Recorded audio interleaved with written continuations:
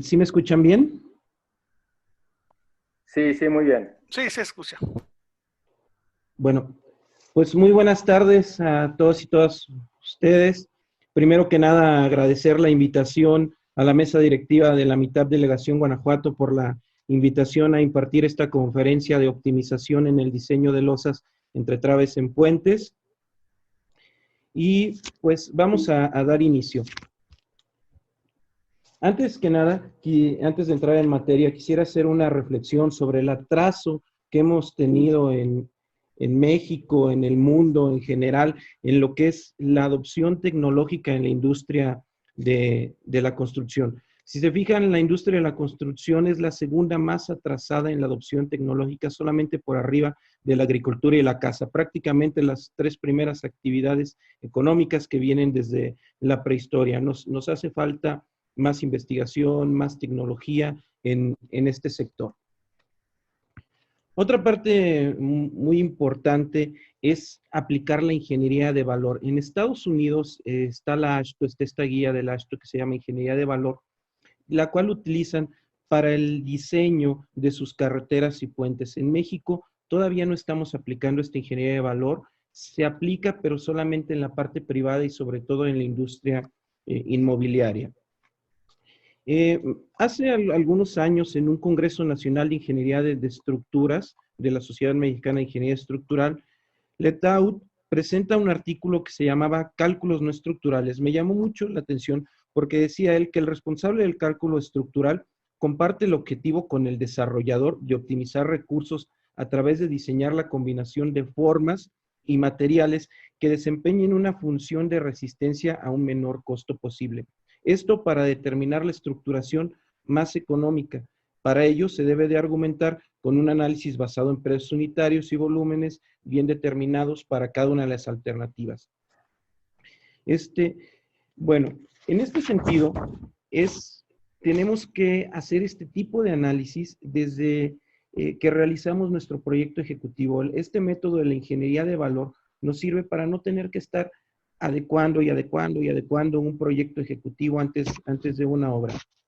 Para comparar los costos de las diferentes alternativas de diseño de las normativas que vamos a ver el día de hoy, vamos a hacer una comparación entre lo que es la normativa del AASHTO, las normativas mexicanas y demás, basado en esta parte de la ingeniería de valor. En este procesito arranca desde una fase de información donde primero hay que obtener toda la información disponible sobre el comportamiento y las metodologías de diseño para resolver un problema. Después pasamos a una fase de análisis donde se identifican los elementos con el mayor potencial, que en este caso en el diseño de losas vamos a hablar de lo que es el concreto y el acero de refuerzo, para pasar a esa fase creativa donde se generan ideas. En este método también de la ingeniería de valor pasa una fase de evaluación donde se enumeran las ventajas y desventajas de cada una de las alternativas, pasando ahora a las fases de desarrollo, donde se hacen los análisis, diseños estructurales, para al final de cuentas llegar a una fase de presentación donde se den las recomendaciones. Entonces, esto que vamos a ver el día de hoy está basado en lo que es la ingeniería de valor. Bueno, primero que nada, el propósito básico de un puente es permitir el tránsito de peatones, vehículos, tuberías, cables, agua, trenes, para salvar un obstáculo, ya sea un foso, río, barranco, una vía de comunicación natural o algún obstáculo artificial. Recordemos también que un puente debe ser seguro, funcional, económico y estético, teniendo en cuenta que lo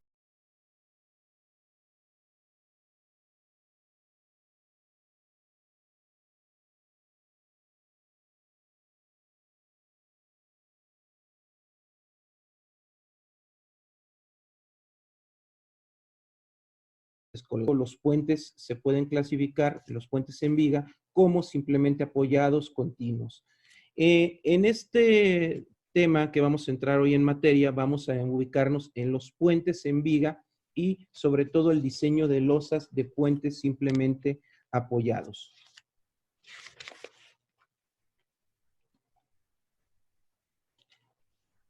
La estructura de un puente está compuesta fundamentalmente por dos partes. La superestructura, que comprende todos los elementos que están por encima de los elementos de soporte, y la subestructura, que está formada por todos los elementos que requiere la superestructura para sustentarse, los apoyos, las columnas, las pilas, los estribos, la cimentación, y tienen como finalidad la de transmitir eficientemente las cargas de la superestructura al nivel más apto del suelo.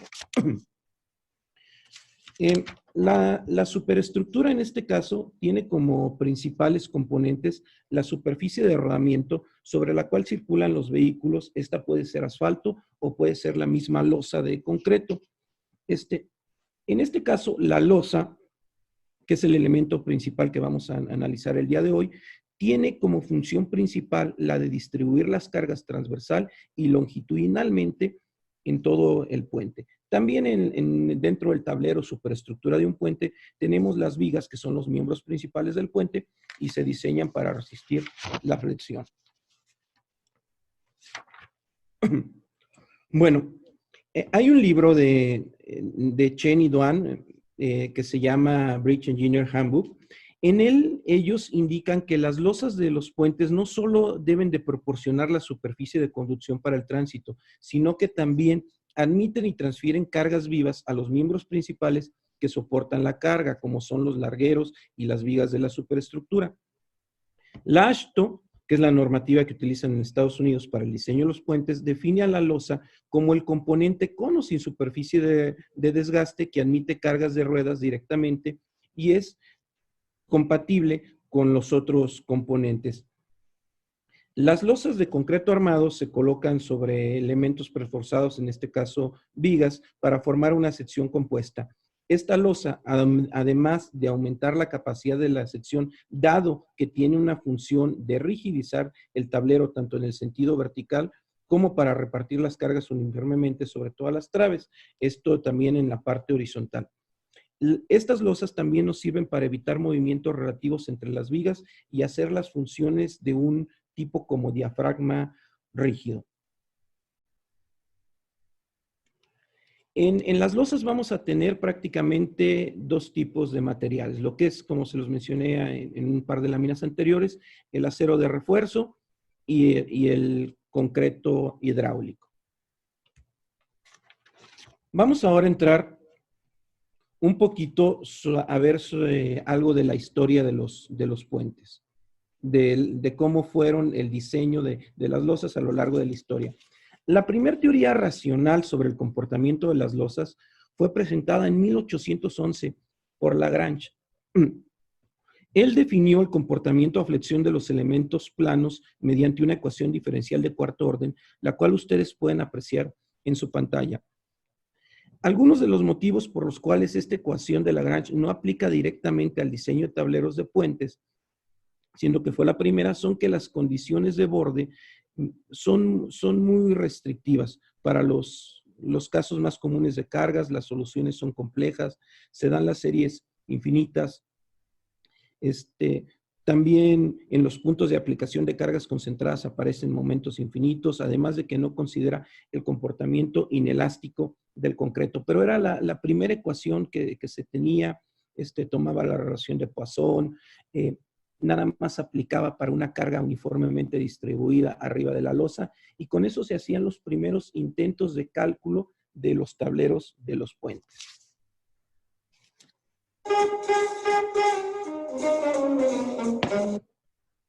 En 1930 se publica el histórico artículo de los trabajos de Westergaard para la Universidad de Illinois, en la cual él resolvió el problema de los momentos infinitos que se generaban con las ecuaciones de Lagrange mediante la colocación de un disco rígido bajo una carga concentrada.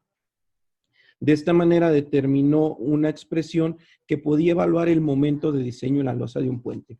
En las imágenes podemos apreciar pues, esa losa rígida con una carga vehicular, en este caso puntual, y cómo esa carga se distribuye. Para ello, él decía que el momento era igual a P, que es la carga de la llanta, que en este caso, en esos momentos, los puentes se diseñaban con un vehículo virtual en Estados Unidos denominado H15, la H de Heavy, 15 toneladas inglesas. Estamos hablando que este vehículo pesaba 13.6 toneladas y en el eje trasero tenía una carga de 10.9 toneladas. Por lo tanto, P es la mitad de 10.9, que eran 5.45 toneladas, y eso lo multiplicaba por la separación entre traves, dividido entre 4 veces un ancho de distribución.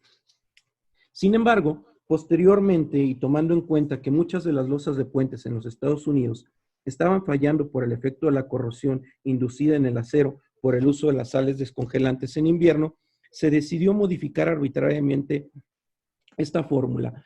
En esta fórmula, la carga puntual P se multiplica ahora por la separación entre traves más 2, dividida entre 32 pies. Hay que tener en cuenta que el método de Westergaard supone que las losas trabajan a flexión simple, asimilando las cargas perpendiculares a su plano, solo a través de fuerzas cortantes y momentos flectores. O sea, asume que la losa trabaja a flexión.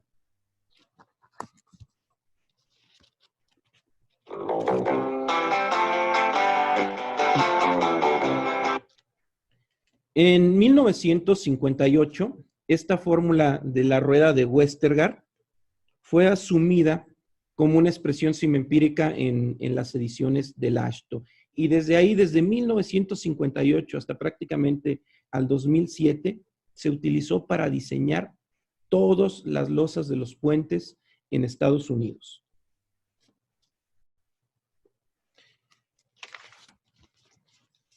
Sin embargo, en 1958 también Oakleston demostró la presencia de unas fuerzas compresivas complanares, o sea, unas fuerzas de membrana, mediante una losa continua con una abertura cortada a lo largo de las líneas que unen los apoyos. Él lo demostraba con esta figura que ustedes ven en pantalla.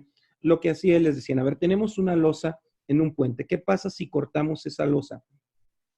La losa se va a autocomprimir, va a tener unas fuerzas compresivas complanares, o sea, actúa como membrana. En dicha abertura colocó finalmente encajados 4 bloques rígidos, simulando el paño central de la losa. Al aplicar la carga en el paño, los bloques sufren un desplazamiento lateral debido a la deflexión.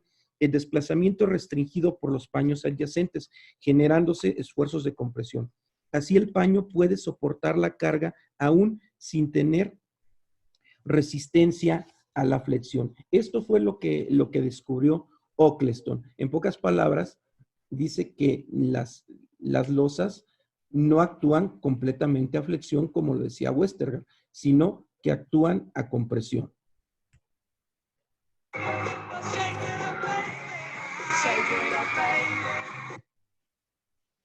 En 1964, esta fórmula empieza a aplicarse en México. Recordemos que en esos tiempos nuestra normativa del SCT no era otra cosa más que una traducción al español de las normas AASHTO en Estados Unidos. Entonces, en 1964 empezamos a aplicar esta fórmula en México para diseñar todas las losas entre traves en los puentes. Recordemos que en México, a diferencia de Estados Unidos, nuestros reglamentos de tránsito han permitido cargas más pesadas que las permisibles en Estados Unidos.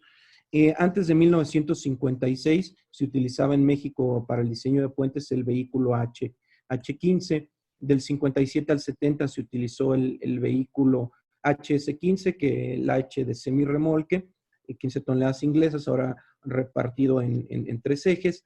Y después de 1970, para el diseño de las losas en puentes en México, se utilizó el HC20, que tiene un peso total de 32.6 toneladas, de los cuales su eje más pesado es de 14.52 toneladas. Por lo tanto, esa carga P para el diseño de losas es la mitad del eje, que es igual aproximadamente a 7.26 toneladas.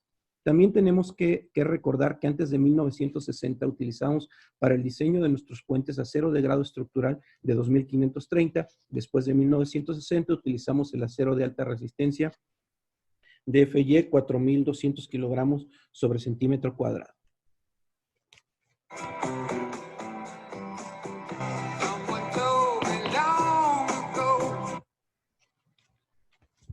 A principios de los años 70, en diferentes puentes que conformaban la red carretera de Canadá, se empezaron a presentar fallas estructurales en las losas entre traves, caracterizadas por la apertura de baches al disgregarse el concreto y quedar solamente el acero de refuerzo, o sea, esto es una pérdida de resistencia y de sección de aproximadamente el 30%.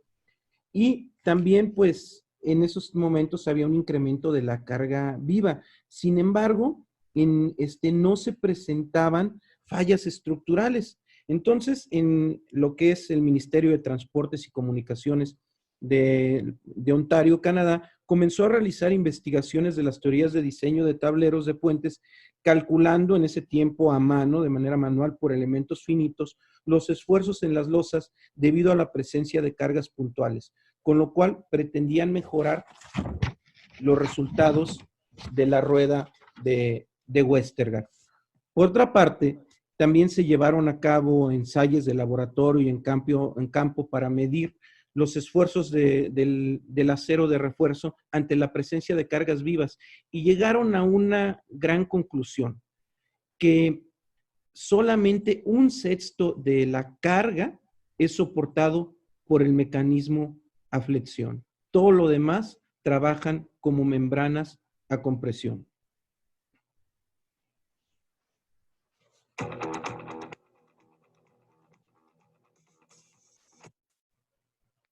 En 1979, en Canadá, publican lo que es el Código de Ontario. Esto ya con las investigaciones, los estudios de campo que se realizaron, y en este código ellos dicen ahora que se permite colocar en las losas únicamente refuerzos nominales por temperatura debido a que las losas trabajan como membranas, es decir, por la generación de fuerzas de compresión en su plano y no a flexión.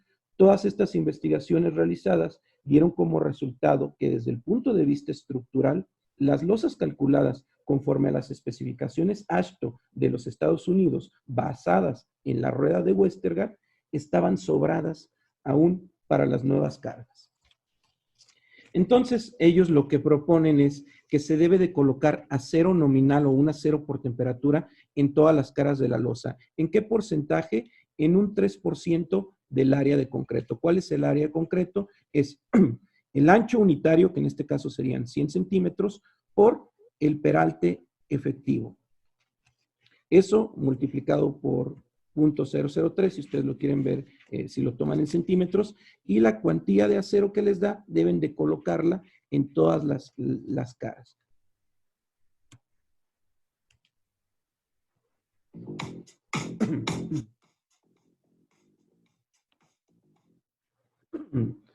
En AASHTO, bueno, en las décadas de los 80s y los 90s, en varios estados de los Estados Unidos de Norteamérica se llevaron a cabo diversas investigaciones y estudios de campo que tienen a bien confirmar los resultados obtenidos en la provincia de Ontario, Canadá, y que pues estos estaban dando pauta a modificar la AASHTO. Esto debido a también en 1982 Rankin hace una publicación y un artículo donde también confirma que hay una acción de arqueo que ocurre debido a la restricción de la losa en la dirección transversal. Las vigas del puente y otras partes del sistema del puente proporcionan esta restricción, por lo cual la resistencia adicional obtenida de esta acción de arqueamiento permite una reducción de los requisitos del acero de refuerzo. En 1994, la AASHTO hace la publicación de manera paralela a lo que fueron las especificaciones estándar de la AASHTO, usando una metodología de cálculo más compleja denominada diseño de factores de carga y resistencia similar a las normativas europeas y canadienses, la cual estaba basada en las investigaciones más recientes sobre el comportamiento de puentes carreteros. Sin embargo, este método LRFD se lleva a cabo en un análisis del dimensionamiento de las estructuras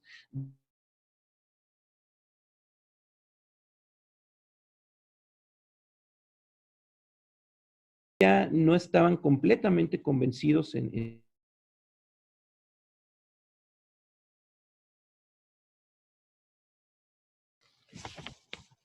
Desde el año 2000, antes del año 2000 en México, pues no teníamos una normativa propia para el diseño de puentes carreteros y como les comentaba, usábamos una traducción al español del AASHTO 2004, del AASHTO, perdón, especificaciones estándar del AASHTO en sus últimas ediciones. Sin embargo, para el año 2000, más o menos, 1999, la SCT emite la normativa para la infraestructura del transporte, la cual tiene como propósito orientar en la selección y aplicación de criterios, métodos y procedimientos para la realización de los estudios y proyectos.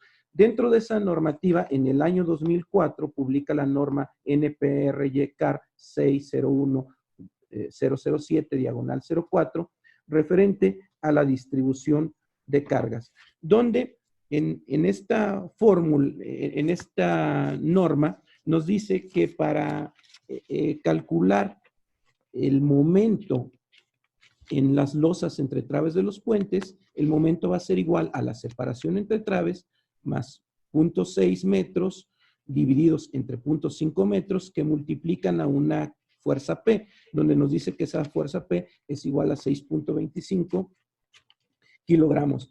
Si se fijan, esto fue producto de las investigaciones del IMT, pero la fórmula es muy similar a la de 1930 de la rueda de Westergaard. En esta publicación que hace el IMT en las normativas SCT, pues prácticamente no se refleja nada de esa investigación que hizo Canadá en los años 70 y que Estados Unidos continuó durante los 80 y los años 90.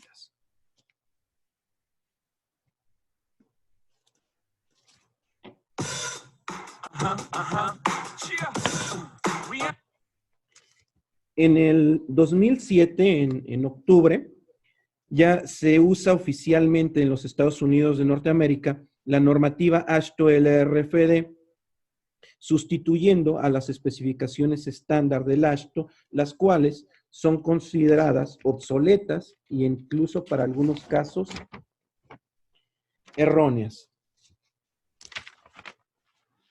En esta edición de la AASHTO, para el diseño de losas, maneja 3 métodos. El primer método es el método tradicional o análisis aproximado, el cual también es conocido como el método elástico o método de franja equivalente, en el cual el tablero se divide en franjas, generalmente de 1 metro, y se analiza como un elemento a flexión.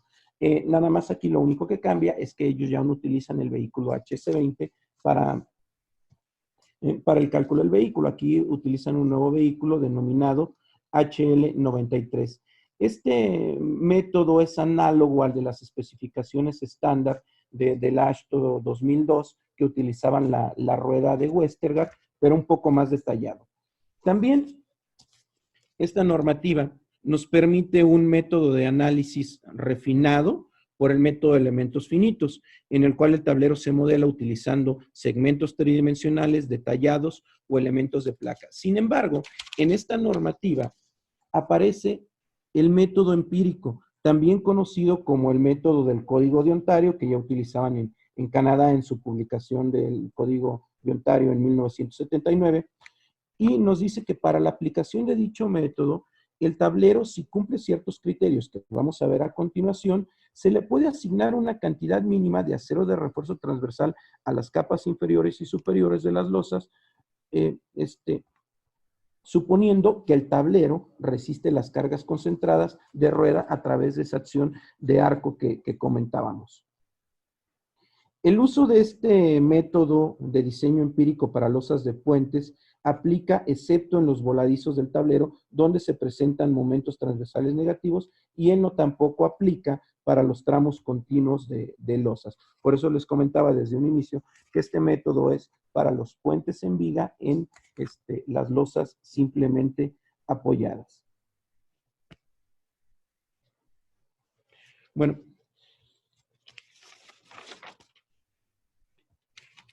hay una cuestión aquí que sí quisiera comentar. En esta normativa que les mencionaba anteriormente de la SCT en su edición 2004, ellos, referente a la distribución de carga, señalan que al menos que se realice un análisis más detallado o que se empleen métodos más exactos, se debe de utilizar el método elástico o método de franja que les mencionaba en unas láminas anteriores, equivalente, por lo cual la losa se analiza como un elemento a flexión.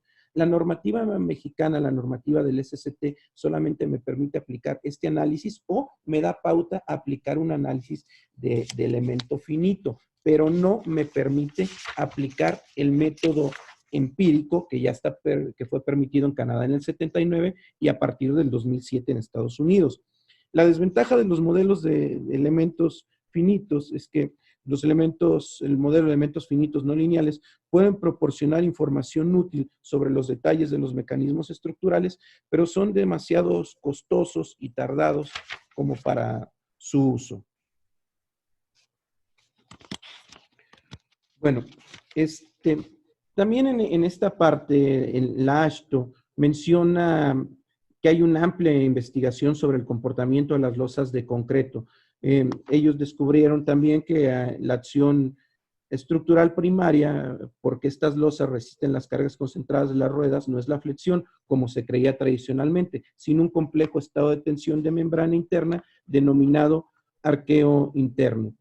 Cope, en su libro Ingeniería de Puentes de Concreto, señala que los efectos de las fuerzas de compresión en el plano de las losas se conocen como acción de membrana a compresión.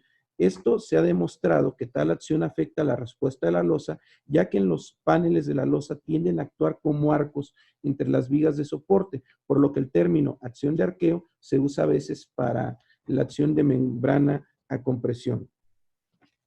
Esta acción de arqueo ocurre debido a la restricción de la losa que tiene en la dirección transversal. La restricción es proporcionada por las vigas del puente y por las otras partes del sistema del puente. La fuerza adicional obtenida de esta acción de arqueamiento permite una reducción en los requisitos del acero de refuerzo, por lo cual las losas resisten las cargas concentradas de las ruedas por este arqueamiento interno, que es un complejo estado de tensión de membrana interna y no solamente, como les comentaba, por la flexión.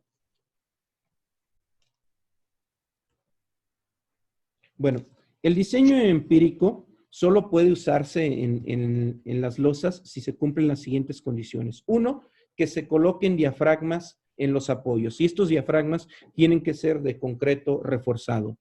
Que si se utilizan vigas cajón separadas, se deben de colocar diafragmas a cada 8 metros. Si las vigas cajón están juntas, no hay necesidad de utilizar diafragmas más que cada 30 metros. Las traves cajón tienen un momento de inercia muy alto. También este método de diseño empírico, la AASHTO, lo permite solamente si las traves son de concreto o de acero. En traves de madera no se permite. Otra de las condiciones que marca la AASHTO para poder utilizar este método es que el concreto de la losa sea colado en sitio y se cure con agua. Por otra parte, también dice que el espesor de la losa debe de ser constante, exceptuando obviamente los acartelamientos de las aletas de viga cajón, donde pues por la diferencia de niveles para dar los bombeos de la losa, vamos a tener diferentes alturas. También nos dice que la relación entre la longitud efectiva, o sea, la distancia de cara a cara, y el espesor de diseño sea menor o igual a 18 y mayor o igual que 6 para poder utilizar este método.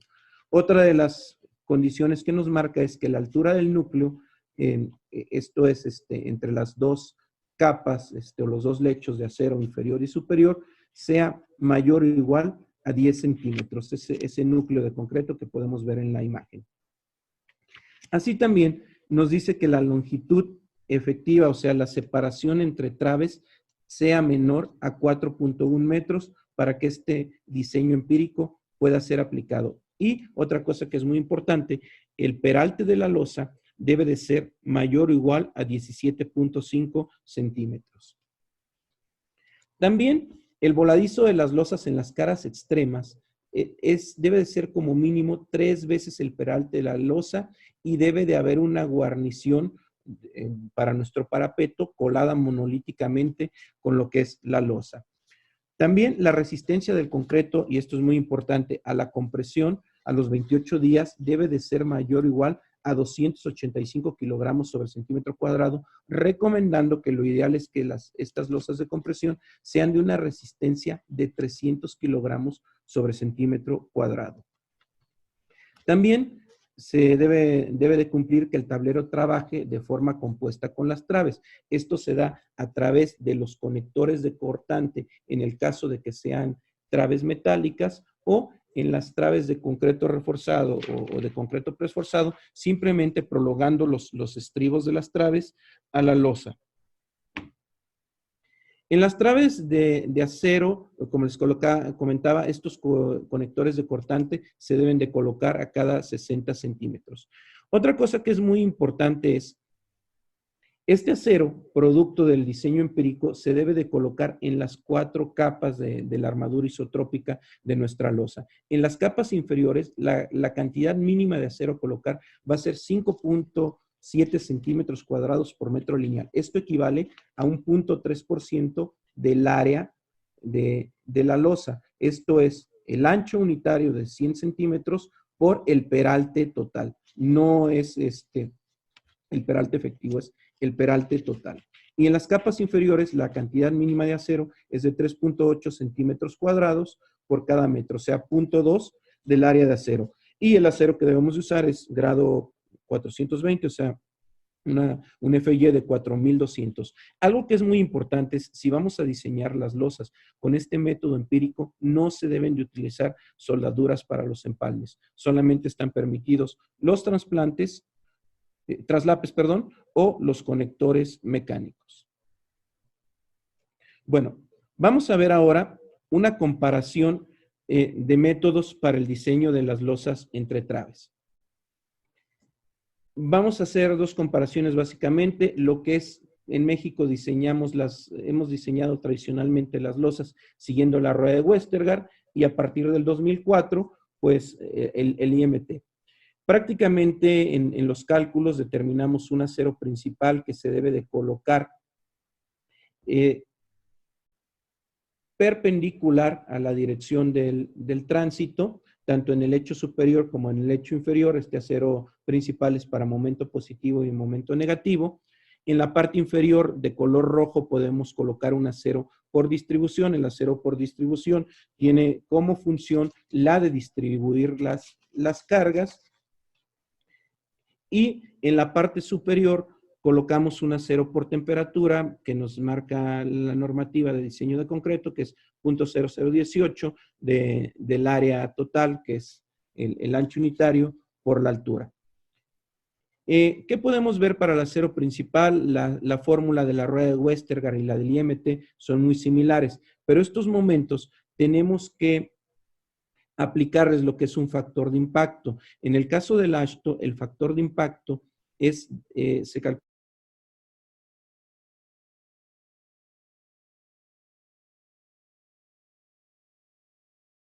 en el AASHTO para el momento último. El momento de carga muerta se suma a 1.67 del momento de carga viva más impacto, y todo eso se multiplica por 1.3.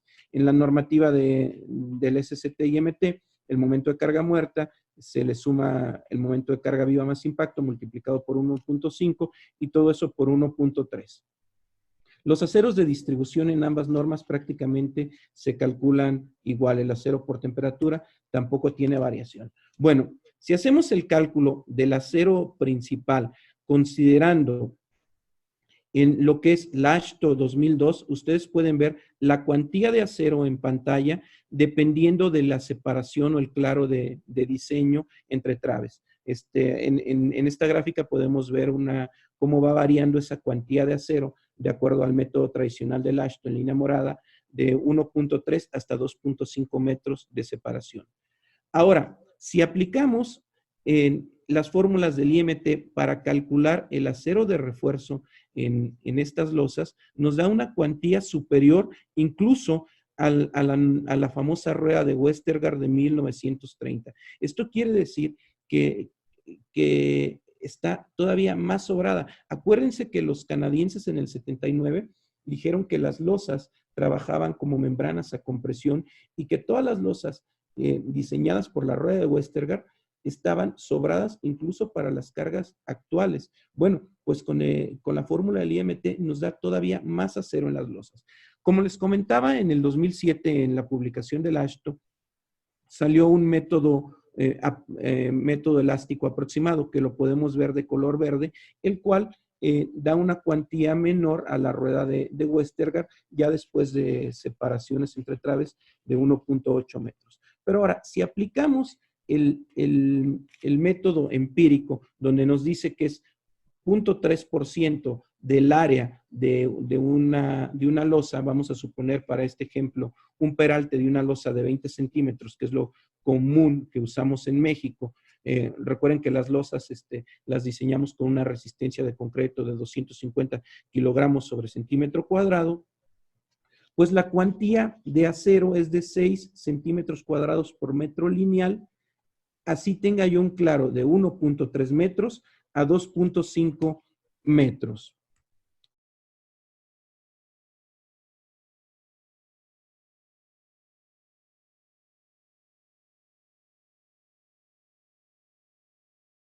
Cantidad de acero comparado contra el método, las fórmulas que propone la normativa del STIMT para el cálculo de la cantidad de acero en las losas entre traves de los puentes. Vamos a ver ahora esto en términos monetarios. Si realizamos un diseño, los planos, la cuantificación, utilizando la AASHTO 2002, las cuantías de acero del AASHTO 2002, las cuantías de acero que nos da el IMT y las cuantías de acero que nos da el método empírico, realizando los planos, realizando toda la cuantificación y utilizando unos precios unitarios. Ahorita más o menos, pues incluso el precio del acero ha estado muy volátil. Vamos a suponer de los últimos datos, 28 pesos el kilogramo, ya suministrado, armado y colocado. Del concreto de 250 que se utiliza para el diseño del AASHTO 2002 o del IMT, en 2.700 el metro cúbico. Y recuerden que si utilizamos el método empírico, le tenemos que colocar a la losa un concreto de resistencia de 300 kilogramos sobre centímetro cuadrado. Este concreto aproximadamente en el mercado nos anda como en 3,100 pesos el metro cúbico. Todos estos montos masiva. Bueno, ahí podemos apreciar en la gráfica más o menos cuánto nos costaría un metro cuadrado de losa si la calculamos por el método del IMT, la calculamos por el método de la AASHTO, todavía usado hasta el AASHTO 2002, o si utilizáramos el método empírico. Y en la tabla que ustedes ven en un costado, vienen las variaciones. Para claros de 1.3 metros, sí resultaría más caro hacerlo por el método empírico que por los métodos tradicionales. Sin embargo, a partir de claros o separaciones entre traves de 1.5 metros, empezamos a tener ahorros en las losas. Estos ahorros pueden ser del orden de 100, 150 pesos por metro cuadrado de losa. Y tal vez no suene mucho una cantidad de un ahorro.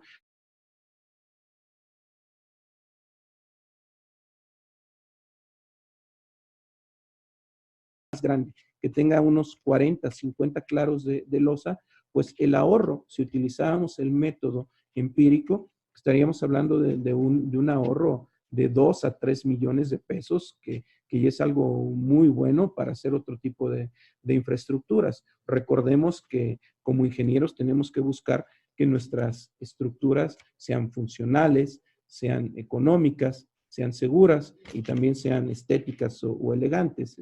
Así lo marca la normativa de Estados Unidos.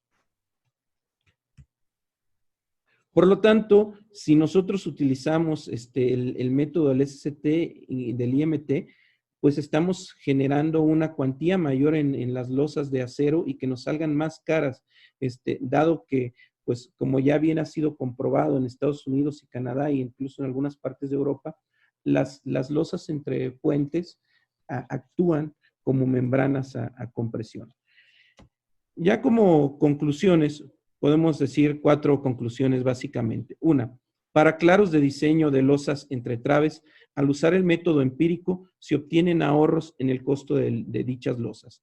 Otra de las conclusiones es, debido a las ventajas antes mencionadas, en México deberíamos de profundizar más en este tema. deberíamos de hacer una prueba piloto aplicándolo en algunas obras de puentes, en vialidades primarias o secundarias, en las cuales sean monitoreadas, y esto de pauta a que puede incorporarse en la normativa del SCT dicho método empírico. También otra de las conclusiones que quisiera resaltar es que es muy recomendable que empecemos a aplicar en México la ingeniería de valor a los proyectos de las vías terrestres en México, siguiendo los pasos propuestos por LASTO, esto con la finalidad de disminuir los costos en nuestras estructuras, en nuestros puentes. Y una cuarta conclusión adicional, si ustedes vieron los videos, pues creo que hemos ido deteriorándonos en la música, ¿no? Antes teníamos mejor música que ahora. Bueno, ya para cerrar, hay un libro que me gusta mucho, el autor es David Billington. Él en 1974 impartió en Princeton una asignatura que se llamaba Estructuras y el Medio Ambiente Urbano. En 1983, él publica un libro con sus apuntes. Este es un libro muy bueno, se lo recomiendo para leerlo en las tardes, está muy ameno. Y en la primera página tiene esta frase que dice: la civilización es obra, y en medida que ésta se deteriora, también lo hace la sociedad. De entrada, un primer significado significaría que en esta cita el deteriorar pues se asocia a un proceso de envejecimiento, pero si continuamos leyendo el libro, no solamente ese significado de deterioro es asociado a ese proceso de envejecimiento, sino también es asociado a un deterioro de los ideales y actitudes con los cuales diseñamos nuestras obras. Entonces, lo que los invito es, busquemos nuevas maneras, apliquemos ingeniería de valor y demás para seguir haciendo mejores obras, optimizando recursos. Esto prácticamente es lo que les quería compartir. Les dejo la bibliografía utilizada para toda esta ponencia, todos los artículos en los cuales está fundamentado. Y pues agradecerles mucho su atención. Abro el micrófono por si hay alguna pregunta. Les dejo mi correo electrónico porque si hay alguna duda. También tengo un canal en YouTube, me pueden buscar como Alberto Ponce Galindo. Ahí subo varios videos. ¿Me escuchan? Sí, adelante. Muy bien. Ingeniero Ponce, tengo una duda. ¿Cuáles son las fallas más comunes que existen en losas entre traves? ¿A qué se deben y cómo se pueden prevenir? Bueno, las fallas más comunes que existen en losas entre traves es por no tener un espesor adecuado, por no hacer bien los curados, sobre todo cuando se utilizan más traves cajón. En las traves cajón muchas veces no se tiene el cuidado y cuando tenemos sobreelevaciones del 6%, 10% en un puente, las traves cajón quedan embebidas en la losa y realmente terminamos con espesores de losa de 13 centímetros entre cada una de las aletas. En esos acartelamientos se generan microasentamientos, un segregado excesivo del concreto, también puede ser por un mal curado, y eso genera que existan fisuramientos en la parte superior de las losas. Sin embargo, como trabajan como membranas a compresión, y ya lo comentamos que solamente un sexo es a flexión, no es muy preocupante, simplemente hay que sellar esas fisuras. Pero es sobre todo cuando utilizamos traves cajón con aletas y quedan embebidas. Por eso la recomendación, y bien lo comentaba en este método empírico, si utilizamos ese tipo de traves, el espesor debe de ser constante, mínimo 18 centímetros. Ok, tenemos otra pregunta, otro participante. Ale Vizguerra, adelante. Hola, buenas tardes a todos. ¿Sí me escuchan? Sí. Buenas tardes. Hola, Inge. Oiga, tengo una duda. Usted bien lo decía al inicio, hay cargas circulando en las vías de comunicación en México mucho mayores a las permitidas, tan solo hasta por el reglamento de pesos y dimensiones. En un estudio que se hizo aquí en el estado de Guanajuato, hay cargas de más de 135 toneladas circulando en las carreteras, y yo creo que gracias a la ingeniería mexicana y a Dios y a y a todo no ha habido mayores problemas, pero mi duda es referida a esta optimización en el diseño. Yo creo que, bueno, más bien, ¿usted qué nos podría decir sobre también las cargas? O sea, esa parte de cómo impactaría tener cargas súper pesadas transitando en el diseño, en la optimización.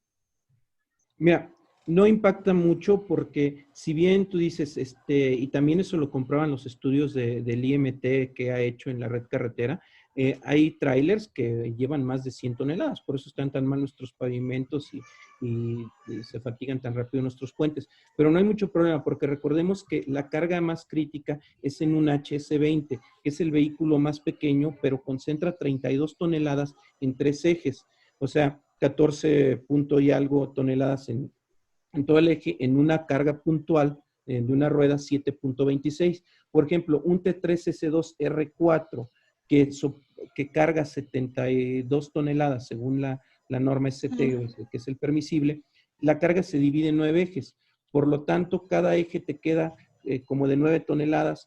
Si tú lo divides entre 2, entre cada llanta para sacar P, serían como 4 toneladas. Si tú dices que lleva 100, 130 toneladas divididas entre los 9 ejes, al final vamos a andar como 5.5, tal vez 6 toneladas por esa fuerza P. Entre más ejes se divida, no hay problema. O sea, aún así siguen estando sobradas, porque solamente un sexto actúa en la flexión. Recordemos que en las traves sí es muy importante, entre más largo sea el camión, más pesado sea el camión, sí te impacta, porque es lo que te resiste a flexión. ¿Hay alguna otra pregunta por ahí? Sí, por ahí tenemos... Alberto Ponce Galindo. Sí, muchas gracias, ingeniero Juan Alberto Ponce Galindo. La verdad es que me gustó mucho. Hay que reconocerlo que manejas con mucha fluidez el tema, pero también la música, y la has intercalado de una manera excelente. De acuerdo a cómo iban los avances tecnológicos, pues ibas metiendo la música de mayor éxito en su momento. Muchas gracias por tu apoyo, por tu colaboración, por esta conferencia. En otro momento, pues te daremos el reconocimiento de esta conferencia y un regalo. De momento, pues recibe un abrazo virtual muy fuerte. Si me permiten, quiero comentarles comunicados. Si no hay otra cosa por ahí, Barraza o los presentes asociados.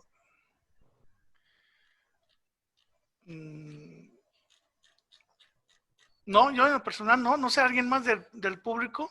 Yo creo que ya se están despidiendo muchos. Sí, muy bien. Pues entonces damos por concluida esta sesión y un fuerte abrazo para todos, un fuerte abrazo virtual. Ya habrá un momento para tener contacto personal y hablar de cara a cara. Muchas gracias a todos. Gracias, Barraza, por todo. Al contrario, habilito el sonido a todos. Muchas gracias, buenas tardes y cuídense mucho. Gracias, adiós.